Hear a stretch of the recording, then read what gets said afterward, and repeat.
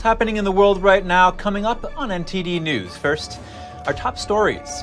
House Republicans introducing what they call the most conservative election integrity bill in over 20 years.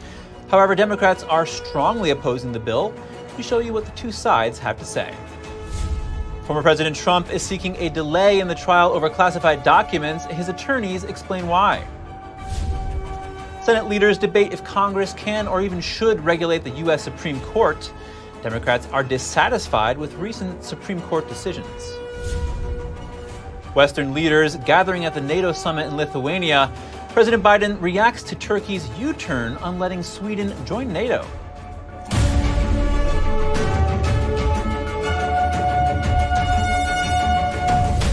Welcome to NTD News Today. I'm Chris Beers. Our top news: a group of House Republicans meeting in Atlanta to discuss federal voting law ahead of the 2024 elections. They're introducing what they call America's most conservative election integrity bill in over 20 years. Here's what the bill would do. The Committee on House Administration held a field hearing in Atlanta, Georgia on Monday. Republicans introduced the American Confidence in Elections, or ACE Act. The ACE Act will restore voter confidence in our elections. Wisconsin Representative Brian Stile is the committee's chairman. He says the ACE Act will make it easy to vote and hard to cheat.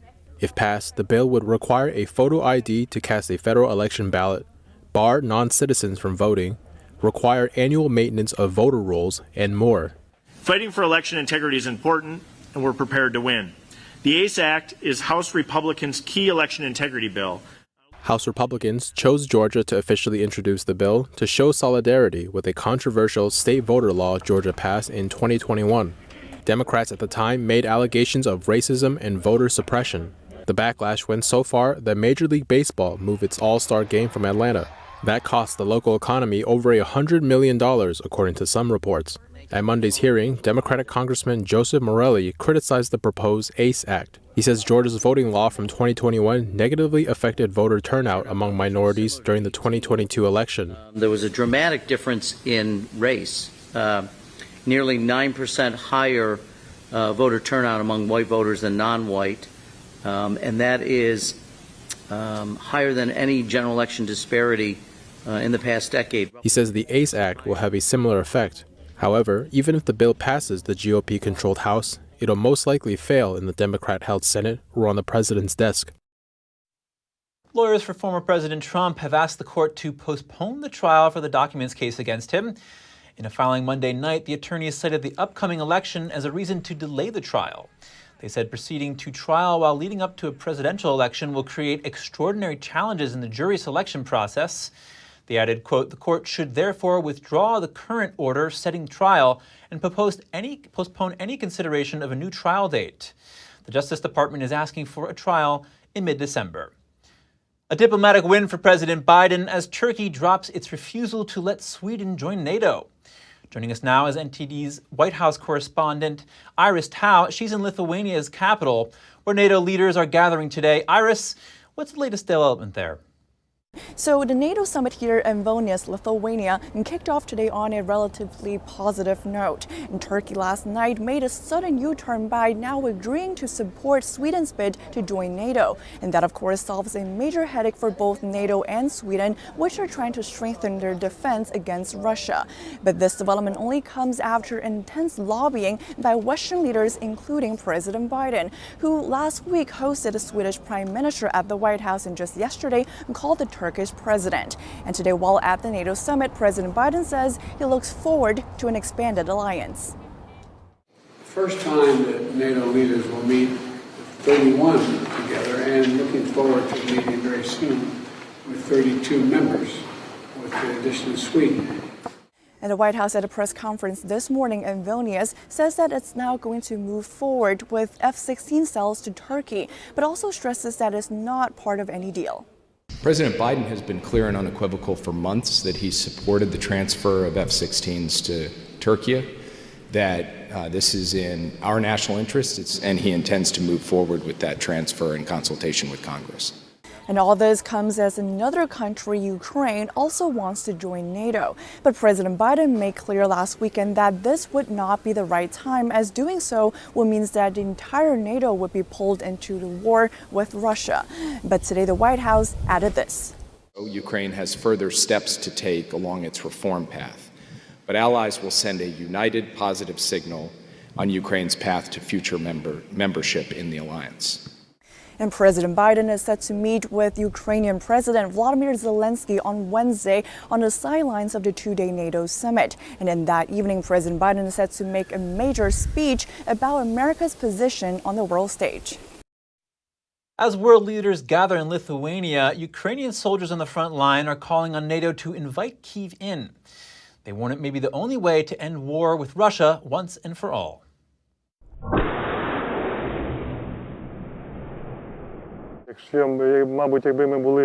Had we been a NATO member state, this war would have never happened. That's what I believe.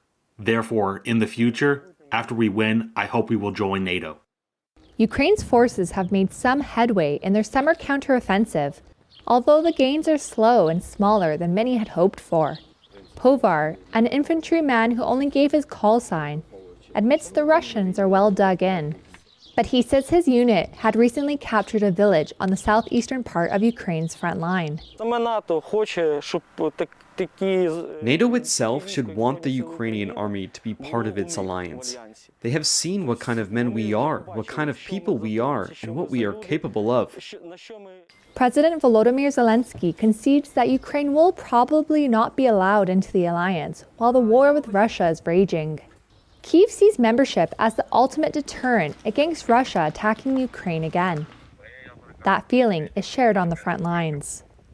When we have such a miserable neighbor, then we need to join some kind of alliance, join the civilized world, to have serious support and serious partners. I hope this will be the last war in Ukraine. Ukraine has stepped up its efforts to join NATO after Russia invaded last year. While Eastern European countries say a path toward membership should be explored, the US and Germany not so enthusiastic. Here's a look at the steps Ukraine has taken to gain NATO membership. What would happen if Ukraine joined NATO? After Russia invaded last year, Ukraine stepped up its efforts to join NATO. We shall be free, strong, and of course in NATO. Ukraine argues that the security assurances given by Moscow, Washington, and London when it relinquished its nuclear arsenal to Russia in 1994 were clearly worthless. While Eastern European countries say some sort of a roadmap should be offered to Kiev, the US and Germany are wary of any move that might take the alliance closer to war with Russia. Russian President Putin has cited NATO's expansion towards Russia's borders over the past 2 decades as a key reason for its decision to invade Ukraine. NATO, of course, is being drawn into the war in Ukraine. So what steps need to be taken? Any expansion of the North Atlantic Treaty Organization must be agreed by all 31 members. In 2008, NATO leaders agreed that Ukraine, a former Soviet state, could eventually join the alliance. But they did not give Kiev a so-called Membership Action Plan, or MAP. This was U.S. President George Bush in 2008. I strongly believe Ukraine and Georgia should be given MAP, and there's no trade-offs, period. Under the MAP process, candidates have to prove they meet political, economic, and military criteria, and are able to contribute militarily to NATO operations. Since 1999, most countries, including former communist ones, aiming to join NATO have participated in a MAP, although this procedure is not mandatory. Finland and Sweden, formerly neutral states which worked closely with NATO, were invited to join the alliance directly. It's unclear what Ukraine's path to membership will look like, as more and more countries, including Britain and Germany, suggest skipping the MAP process. That is an active discussion among allies right now, whether Ukraine has in fact moved beyond the need for MAP. Ukraine's military has taken major steps towards NATO standards since Russia's all-out invasion. The process is accelerating as its Soviet-built arms and ammunition gradually run out, and the West trains Ukrainian troops according to NATO standards and sends more and more advanced weaponry. They are now very experienced in the utilization of NATO standard equipment, NATO doctrine, and NATO tactics. So however long it might otherwise have taken Ukraine to join NATO, their actions will inevitably have shortened that timescale. So why is Ukrainian membership so sensitive? A mutual assistance clause lies at the heart of the NATO alliance. It's cited as one of the main reasons why Ukraine cannot join NATO while in conflict with Russia, as this might immediately draw the alliance into an active war. The Kremlin portrays the expansion as evidence of Western hostility to Russia. Western powers deny this, saying the alliance is wholly defensive in nature. Moscow has said it would cause problems for many years to come if Ukraine joined NATO, and has warned of an unspecified response to ensure its security.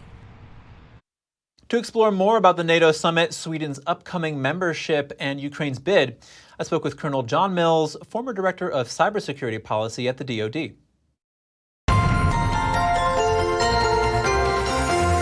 Colonel John Mills, thank you so much for joining us. Thank you, Chris. Always an honor to be on your show. Colonel, what do you think changed Turkey's mind about granting Sweden membership to NATO? Well, I think Erdogan is a shrewd negotiator, and I'm sure there was a number of things that he pushed for that he probably received as part of the negotiation for allowing Sweden in. I mean, a lot of these things are not publicly advertised, but I'm sure there's a list of things that Erdogan asked for, and it appears that he got. Now, Colonel, President Biden today called the NATO summit in Lithuania historic. It could have major implications for the United States as well as the West more broadly. What's the significance of this summit, and how could it impact the Russia-Ukraine war? Well, it's the optics of the gathering are a statement in itself against Russia. I think Biden and I think much of NATO, even with the conflict in Ukraine, has been distracted from the real issue in the Pacific and worldwide with China. But this also is a message of unity toward China also, this gathering.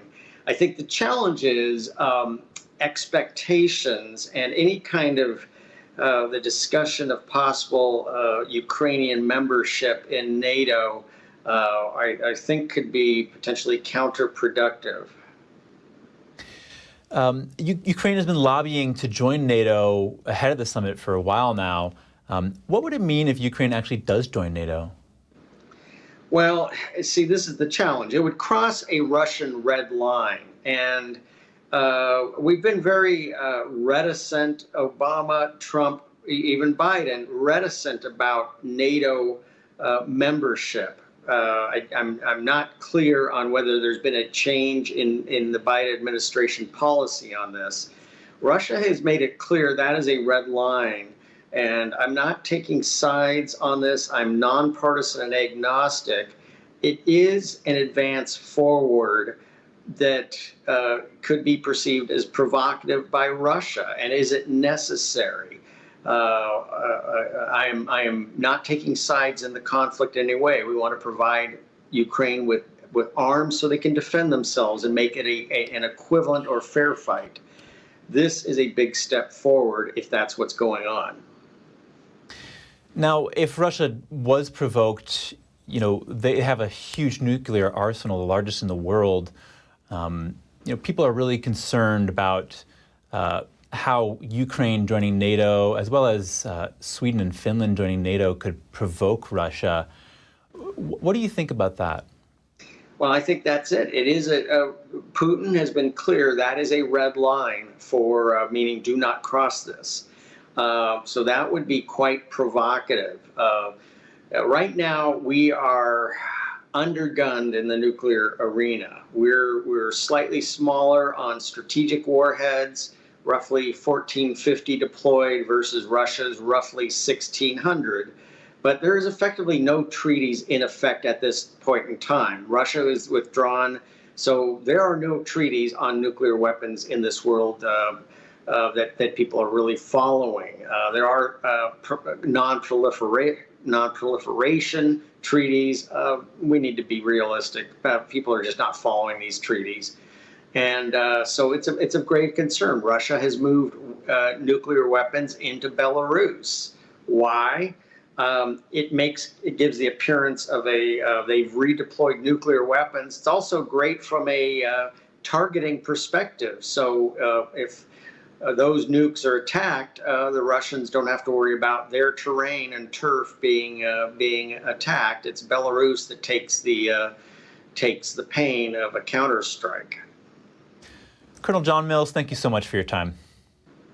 Chris, thank you so much. An honor to be on your show. After the break, hospitals are testing out Google's medical AI chatbot. The MedPalm 2 system could shake up healthcare. And as Meta head Mark Zuckerberg funds efforts to defund the police, he spends millions of dollars for security for his family and offices. More in just a moment here on NTD News Today.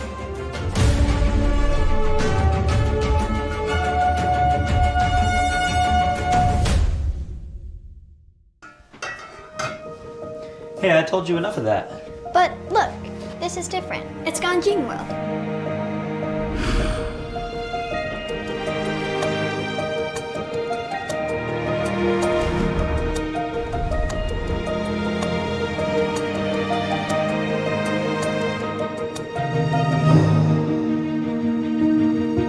Ganjin World. Family-friendly entertainment.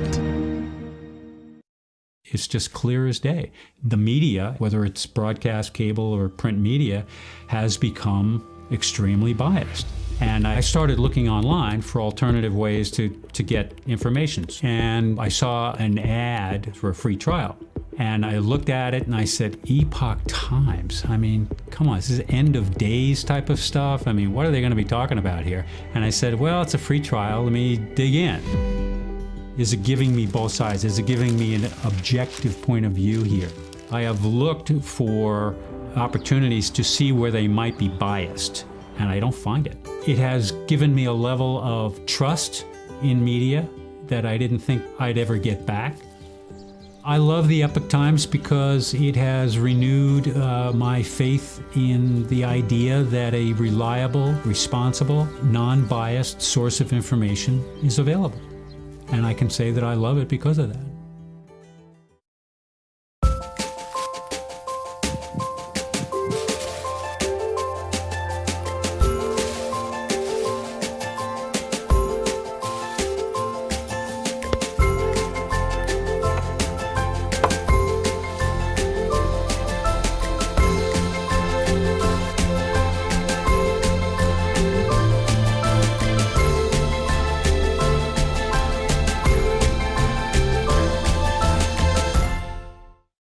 Well, here's a story that seems to be burning up the internet, as it should, I might add. Melanie Bridgewater saved a flag. Have you seen this? What is it? This is your father! It's my father! It's all of our fathers! Mom, you have gone viral. It was just a flag, Senator. It was the start of a movement.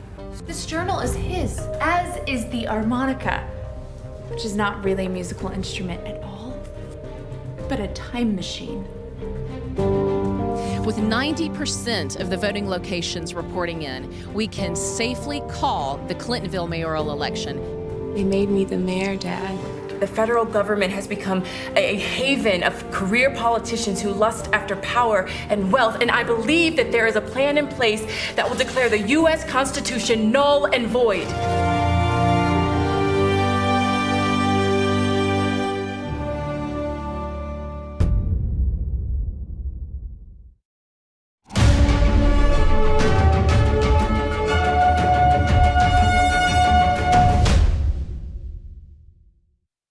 Welcome back. The U.S. Marines are without a confirmed leader for the first time in 164 years.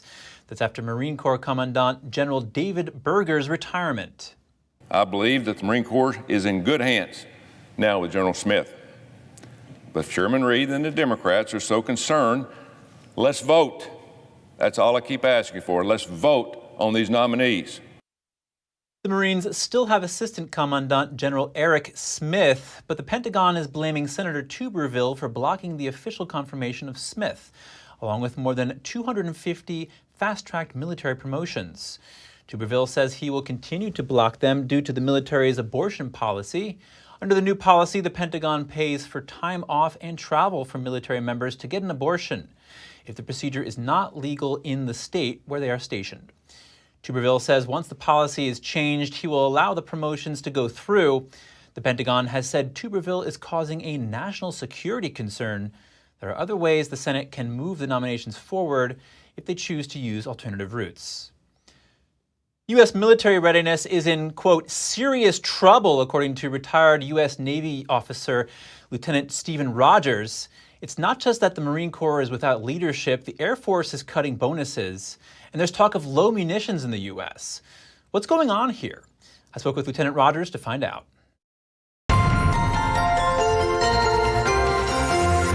Lieutenant Stephen Rogers, thank you for joining us. Pleasure to be here. Thank you. Lieutenant, why is the Marine Corps without a leader for the first time in 100 years?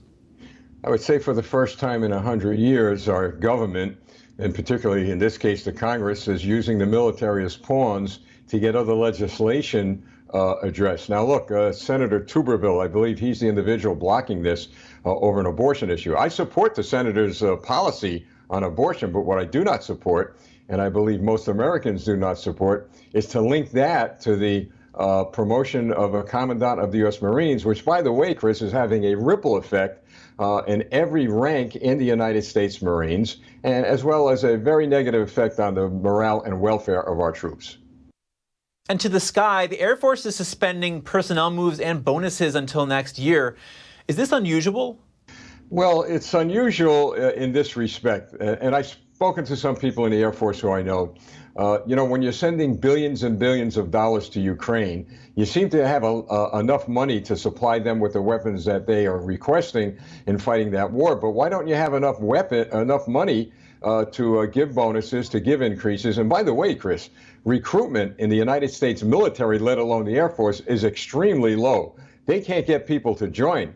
And now they're picking the pockets, if you will, of those already in. So I would expect early retirements and an even more critical situation regarding manpower shortages, not only in the Air Force, but across the board. You mentioned funding Ukraine. All this that we're talking about comes as President Biden seemingly said in an interview Sunday that the U.S. is low in artillery ammunitions. And several retired military personnel have said that U.S. ammunition in general is running low due to arming Ukraine. What do you make of all this? I'll tell you, Chris, I might be one of the few who don't buy that. I find it hard to believe that we're running low on munitions in Ukraine when we had a Vietnam War, never ran low on munitions, Korean War, World War II. I can't recall any war that we ever ran low on munitions. Saying that, I'm being led to believe that this may be the excuse as to why we're sending those horrific cluster bombs to Ukraine. I think the president revealed something very troubling. I don't believe it, but regardless of what I believe or anyone here believes, our enemy is watching this. Our enemies are seeing what's going on and what he's saying.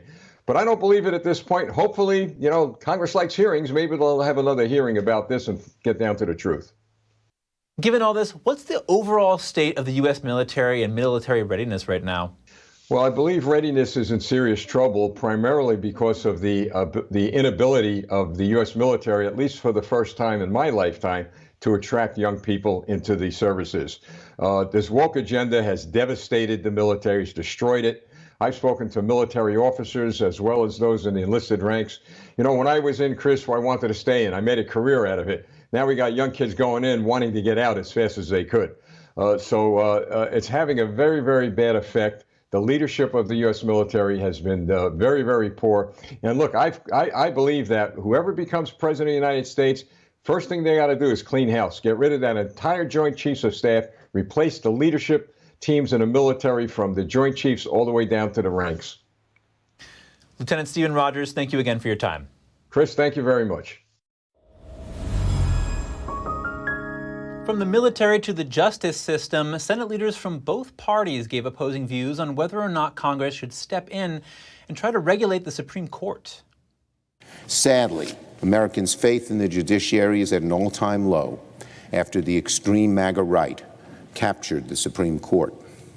In the last few weeks, this MAGA majority on the court has gutted affirmative action, blocked student debt relief for millions of Americans, and greenlit discrimination against the LGBTQ community. What we're seeing at the Supreme Court is a sickening hypocrisy.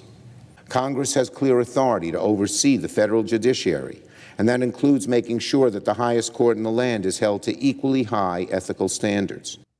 In response, Washington Democrats offered a fresh example of just how profoundly they misunderstand the court and its role in our government. The president, who has flirted with calls for court packing, warned ominously that a co-equal branch was not a normal court. The Democratic leader, who threatened justices by name from the steps of the court, branded it as MAGA. And this month, the Judiciary Committee will attempt to force the court to restructure itself. Democrats have been unsatisfied with recent decisions by the Supreme Court and have pushed for changes. Calls to put more justices on the Supreme Court have grown. Republicans have objected to such changes. Packing the court would likely lead to favoring Democrat policies in the short term. But President Biden told MSNBC that adding more justices to the court would politicize it in a way that is not healthy. Democrats would most likely need to hold a majority in the Senate, the House, and hold the presidency to expand the court. They would have to add 4 seats to get past the current 6-3 majority of conservatives to liberal justices. Now turning our attention to state politics, a judge yesterday ordered Kansas to stop allowing transgender people to change their gender listed on their driver's licenses. The state's Democratic Governor Laura Kelly and Republican Attorney General Chris Kobach have been at odds over the issue, and the Attorney General filed a lawsuit against officials at the Kansas Department of Revenue. Kobach cited a new law this month that defines a person's sex based on the biological reproductive system identified at birth. He argued that's why people could not change the sex on their driver's license and that any past changes should be reversed. Shawnee County District Court Judge Teresa Watson issued the temporary restraining order on Monday. The order is in effect for 14 days and can be modified by the court. Several hospitals are now testing Google's medical AI chatbot. The service is expected to shake up healthcare. The chatbot is called MedPalm 2. Fox News sources say Google has been testing the chatbot in hospitals since April. A Google researcher was heard saying that the medical chatbot could serve as a healthcare assistant in countries with poor access to doctors. MedPalm 2 is an update of the Palm 2 language model Google announced earlier this year. Emails obtained by the Wall Street Journal show Google is betting on MedPalm 2 to offer better medical advice since Google fed it questions and answers from medical licensing exams. It's not yet known if the program could become a bona fide part of healthcare clinics and research centers. A senior researcher has said the project is still in the early stages.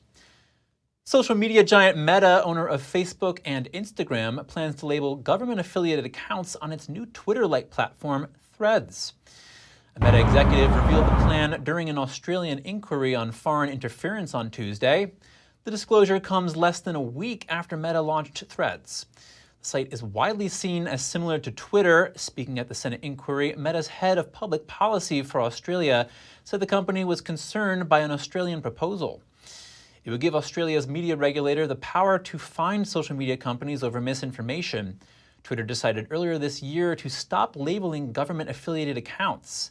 It started labeling them in 2020, but that caused an uproar among some public media that didn't like the labels. The Florida Attorney General wants to hear from Meta CEO Mark Zuckerberg. That's over predators using Meta platforms to recruit victims of human trafficking. Ashley Moody is calling on Zuckerberg to appear before the statewide council. In a news release on Monday, the council said since 2019, more than half of Florida's cases involved Instagram, Facebook, Messenger, and WhatsApp. The Attorney General's office says these platforms are the preferred social media apps used to lure vulnerable people. Prosecutors want Zuckerberg and Meta to address the public threat. and develop ways to discourage the activity. The Florida Attorney General is demanding a response from Zuckerberg by September 5th. Meta CEO Mark Zuckerberg spent $43 million on security over the past 3 years. Meanwhile, his family foundation is giving millions of dollars to groups working to defund the police. Investigative reporter Lee Fang said the organizations receiving funding from the Chan Zuckerberg initiative include Policy Link, which runs defundpolice.org, and Solidaire, another organization that wants to get rid of police. Solidaire issued a report saying it helped strip away $18 million from the budget of the Oakland Police Department. But Zuckerberg's foundation also gives money to a group tied to police in the areas around its own offices, as well as around Meta's offices. Meta also spends highly on personal security for Zuckerberg and his family. Documents show the company gives reasons such as Zuckerberg's importance to the company, his $1 annual salary, and his lack of incentive compensation. The CEO is allowed to spend the security funds on his jiu-jitsu training and residential improvement. James Lewis, a Massachusetts man who served time for extortion in Tylenol deaths 40 years ago, has been found dead. Cambridge police responded to a call of an unresponsive person in a home Sunday. Shortly after their arrival, James Lewis was declared deceased.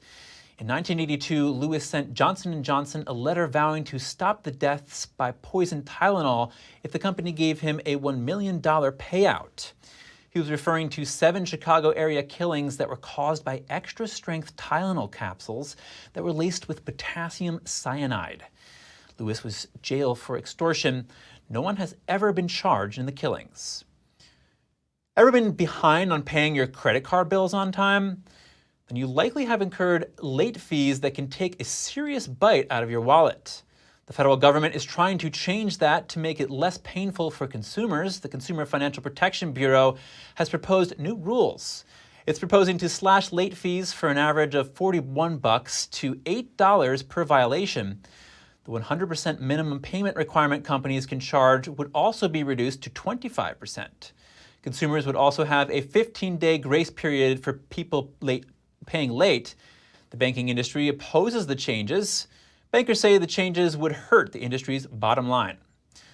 Small business confidence climbed to a 7-month high in June, according to the National Federation of Independent Business. Its Small Business Optimism Index, released today, shows that pessimism about the economic outlook is diminishing and sales expectations are improving. However, optimism about the business environment is still below the index's 49-year average. The survey showed that small businesses are still concerned about a tight labor market and inflation. Here to break all this down for us is NTD Business's Don Ma. So Don, small business confidence is improving. What does that mean for the economy? Well, Chris, first of all, what we have to understand is that small businesses is really what makes up the U.S. economy. You know, in the news, we frequently hear about how big companies are doing, like Walmart, Apple, Microsoft, but those companies only make up a fraction of the total number of businesses. So what are we talking about here when we talk about small businesses? It's those corner stores or your neighborhood barber or flower shops down the street. And according to the National Federation of Independent Businesses Small Business Optimism Index, it shows that optimism is going up. And what does that mean then? It means they're seeing consumers coming into their stores, they're seeing consumers spend, and that's making them more confident about the future of their business. There are somewhere around 33 million small businesses in the U.S., according to some estimates, and they make up about 99% of all U.S. businesses. So it's significant when optimism is going up because that means they're going to hire more and they're going to invest more money into their businesses, which can create more jobs. And looking at the sentiment of small businesses is very important, not only because they make up a big portion of the economy, but also because they deal with consumers more directly than bigger businesses. So small businesses really has a pulse on the economy. You can argue they have a front row seat. So looking at their sentiment can be a leading economic indicator, and that's important.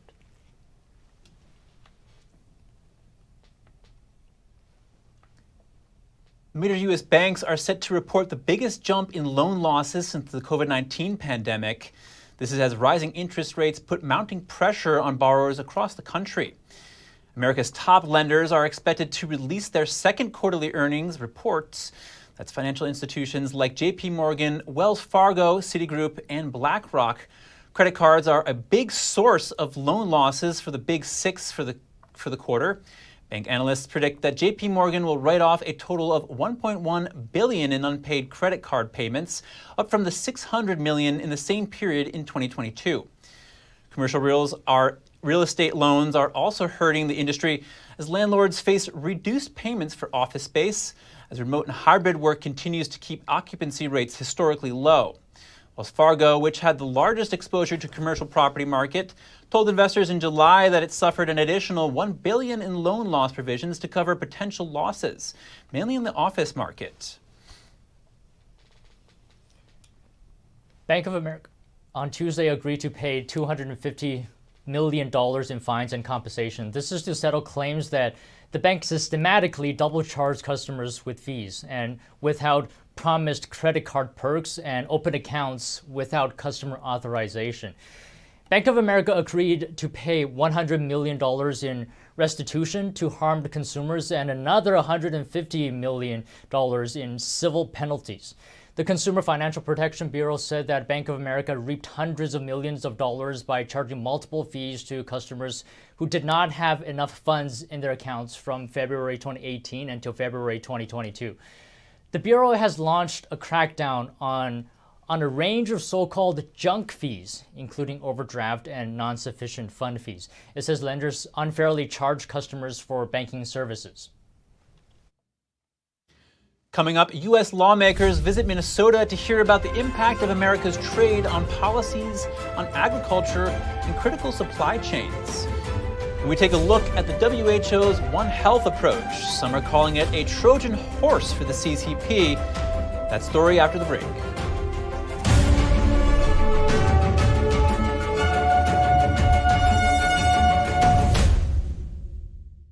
Stay tuned to get 2 rolls of alien tape free. You wouldn't stick your mother-in-law on the wall, but you could with alien tape. It just sticks. Just peel and stick to make anything stay in place quick. Brick, pavers, marble, tile, plastic, even leather. Nothing works better than alien tape. You wouldn't stick your fishbowl on a moving car, but you could with alien tape. The secret is nano-stick technology that grabs and locks on to secure one side of the surface to the other. Alien tape secures in seconds, then twist, pull, and rinse to reuse. Call or go online to get your first roll of alien tape for just $19.99, plus shipping and processing. But to make this deal really stick, we'll give you 2 more rolls absolutely free. You get 3 rolls of alien tape for one low price. Order now. To order, call 1-800-490-1364 or go to tryalientape.com. So call 1-800-490-1364 or order online at tryalientape.com.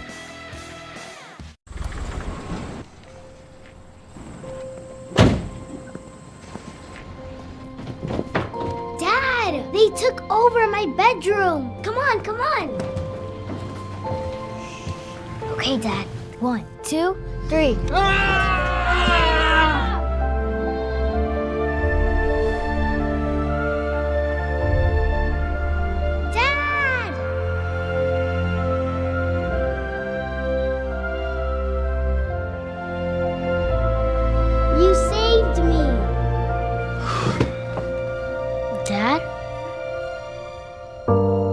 Are you okay?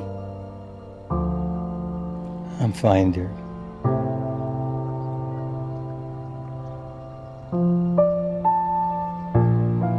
Your hero needs you now, and AARP is here to help. Find the care guides you need at aarp.org/caregiving. I don't think that many kids in my son's school even do it. He makes fun of his friend who vapes. He would never try it.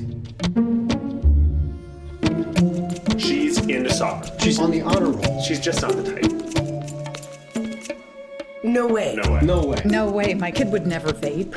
Get your head out of the cloud. Today, nearly 8,000 kids will start vaping. Maybe even yours. Learn about the dangers at talkaboutvaping.org.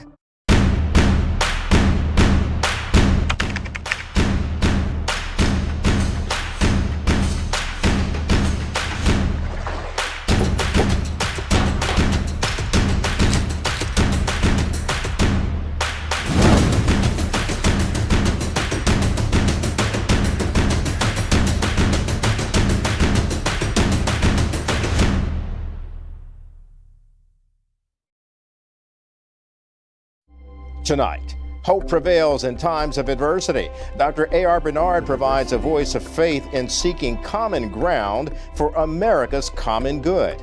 Also, Travis Steffens, creator of the world's first breath app, teaches how breathing is fundamental to hope. That's next on America's Hope.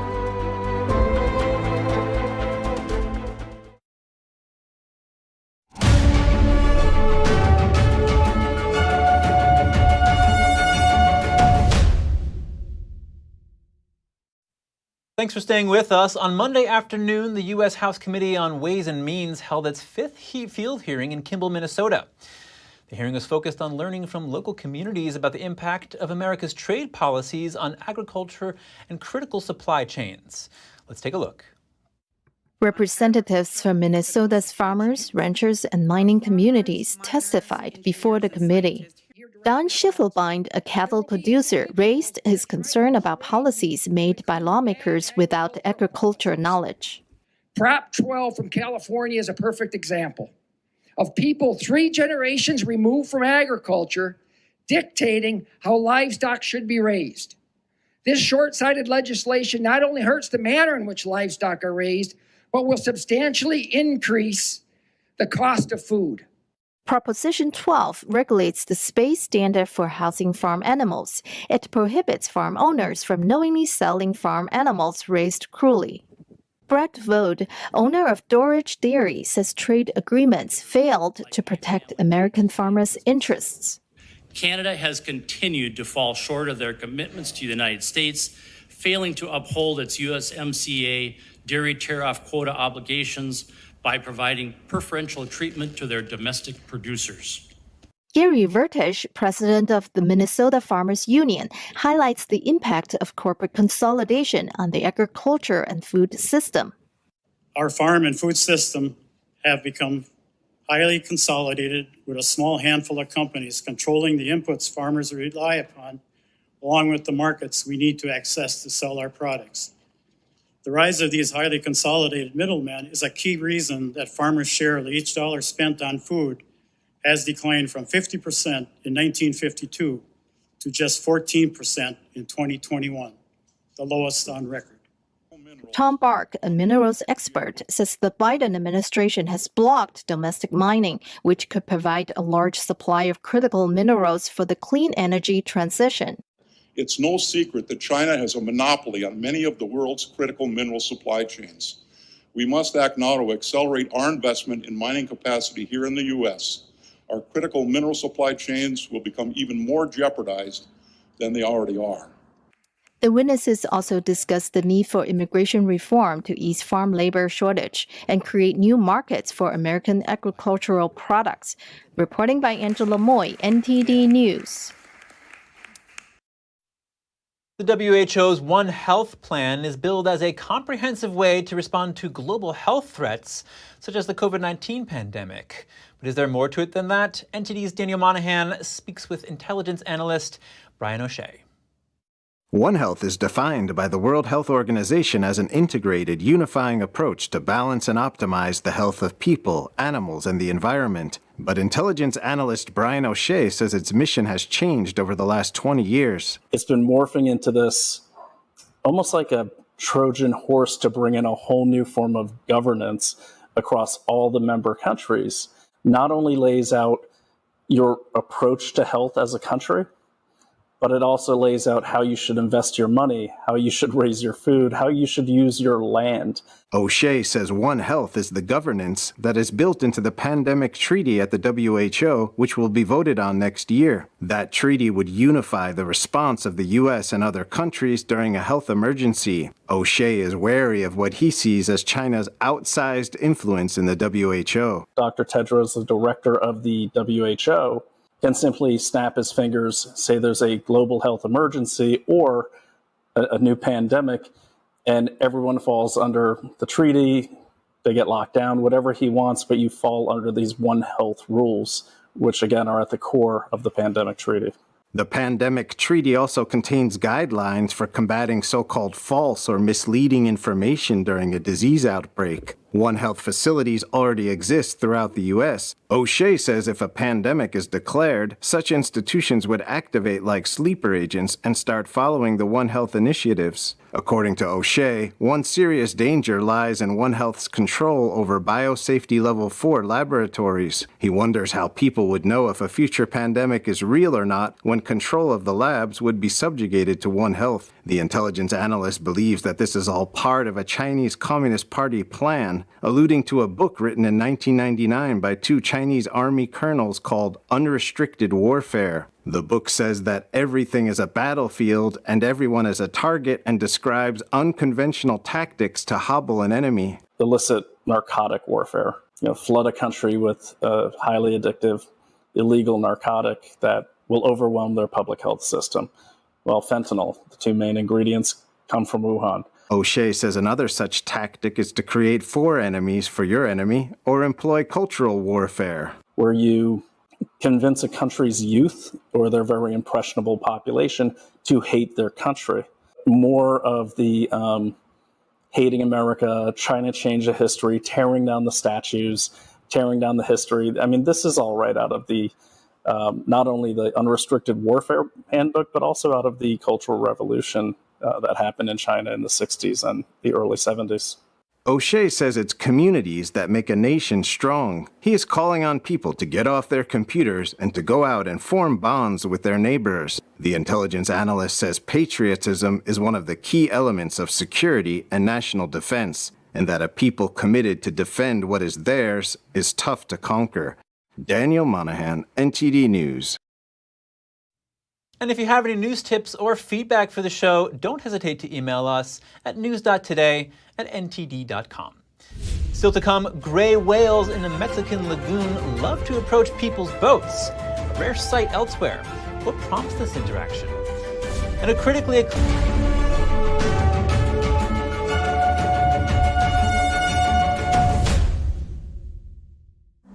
Life doesn't always give you time to change the outcome. Prediabetes does. 1 in 3 adults has prediabetes, but with early diagnosis, prediabetes can be reversed.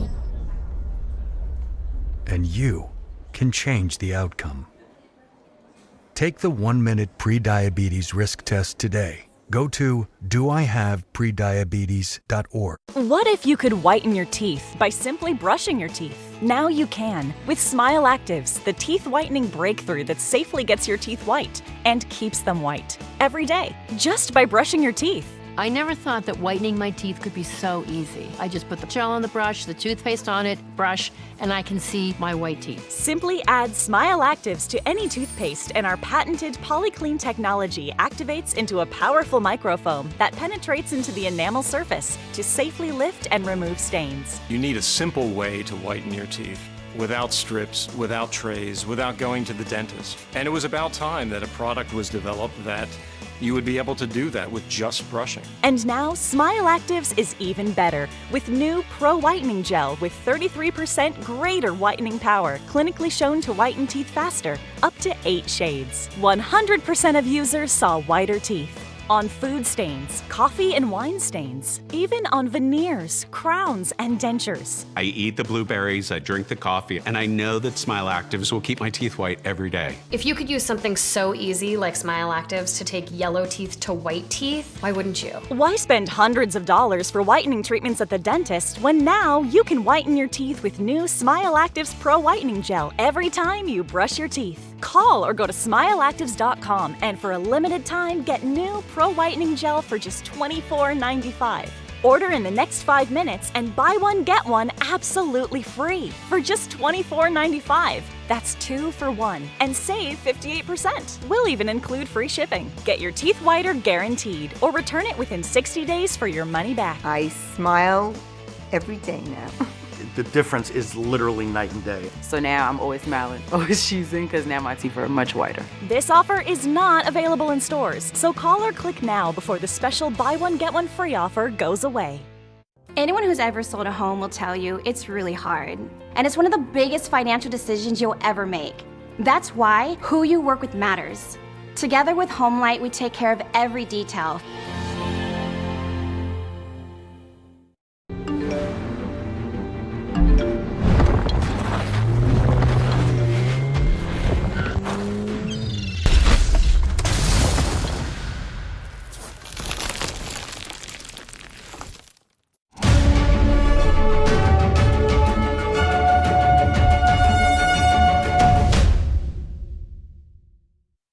Welcome back, everyone. Mexico's San Ignacio Lagoon witnesses amazing interactions with whales. Gray whales there approach boats seeking human touch. According to a marine biologist, whales come up close to humans looking for help to pick off uncomfortable parasites. But others say these lice have benefits too. They can help whales slough their skin, but since whales' skin is sensitive, the presence of lice could be annoying to them. When I was there with the gray whales, I also had these whale lice jumping onto my hand, and you can feel like a prick of a needle, sort of. And I can imagine if that's around the sensitive skin of a whale, around the eyes or the lips of the mouth, it might be annoying. This Mexican lagoon is a breeding ground for gray whales. During the 19th century, commercial whaling spurred whales to start attacking whaling ships. But since then, the animals have been protected and whaling in the area has stopped. Now locals have developed a special bond with the animals. A London auction house has some rare manuscripts to offer. Among the highlights is the first edition of The Great Gatsby, autographed by author F. Scott Fitzgerald. Christie's auction house says it's part of a massive collection that belonged to Rolling Stones drummer Charlie Watts. Other items up for sale include rare editions by books by George Orwell, Agatha Christie, and James Joyce. They could sell anywhere from $1,000 to $380,000. The collection also includes memorabilia from jazz musician Charlie Parker, as well as scores belonging to American composer Irving Berlin and George Gershwin. The sale will take place on September 28th, as well as online from September 15th to the 29th. Critically acclaimed director Christopher Nolan is taking back audiences in time to the creation of the atomic bomb.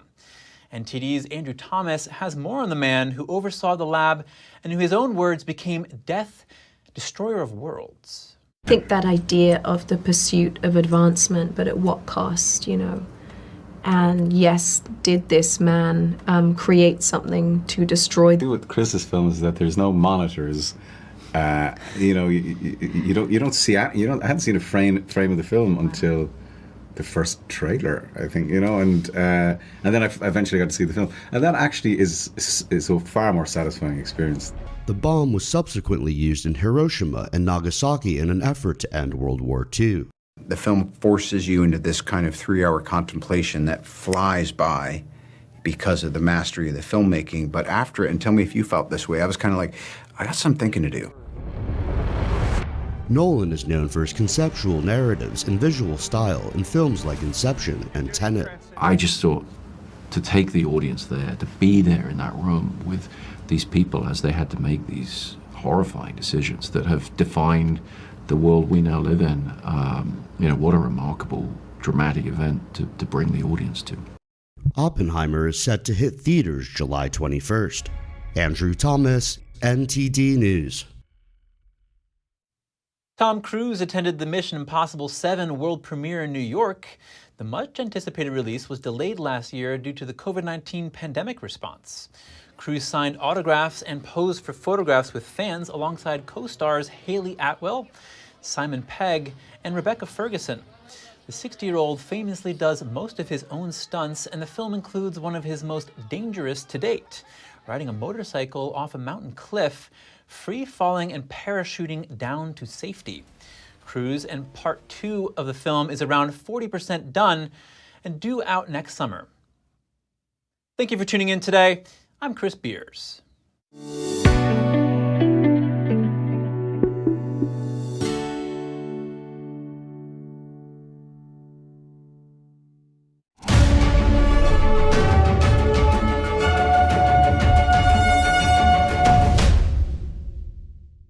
Thanks for watching us on YouTube. Did you know YouTube only keeps selective videos on its platform? So if you want to make sure you get the full picture, just subscribe to our newsletter. Go to newsletter.ntd.com and sign up. It's free.